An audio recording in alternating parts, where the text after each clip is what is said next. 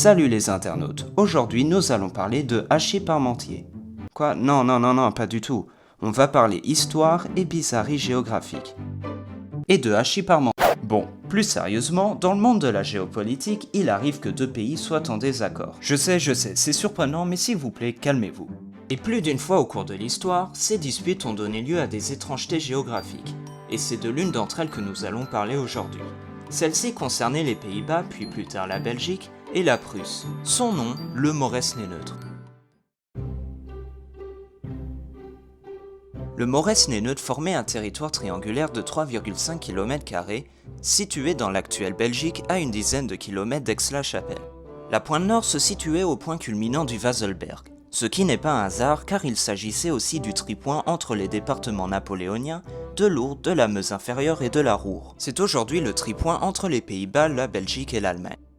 La frontière sud était délimitée par la route Liège-Aix-la-Chapelle, aujourd'hui nommée Lütticher Straße.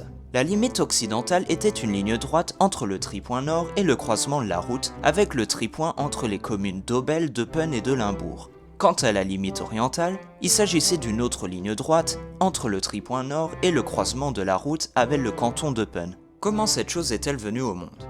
Le Moresnet est issu du partage du territoire entre les vainqueurs de Napoléon en 1815.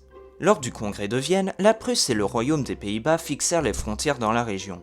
Mais les deux puissances ne parviendront pas à se mettre d'accord sur le partage de la zone autour de la mine de zinc de l'Altenberg, l'une des plus grandes mines de zinc du monde. Pour cette raison, les deux pays signeront à Aix-la-Chapelle le 26 juin 1816 le traité des limites, qui créera le Moresnet-Neutre, qui, comme son nom l'indique, est une zone neutre entre les deux. Cependant, le statut du territoire n'est pas très clair.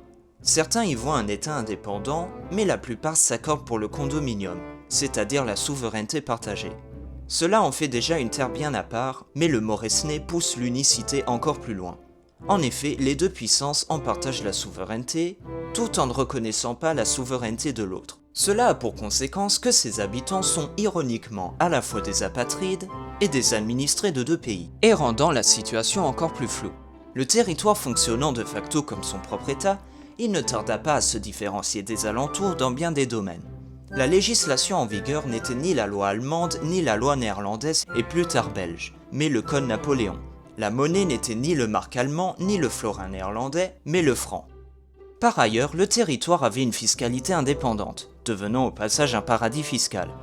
Il possédait même son propre drapeau et les habitants étaient exemptés de tout service militaire. Néanmoins, Allemands et Belges contrôlaient toujours le territoire en y nommant un commissaire, et les services postaux des deux pays couvraient le territoire, renforçant ainsi le paradoxe d'une population sans patrie mais avec deux adresses. C'est justement ce paradoxe qui chamboulera l'histoire du territoire en 1908.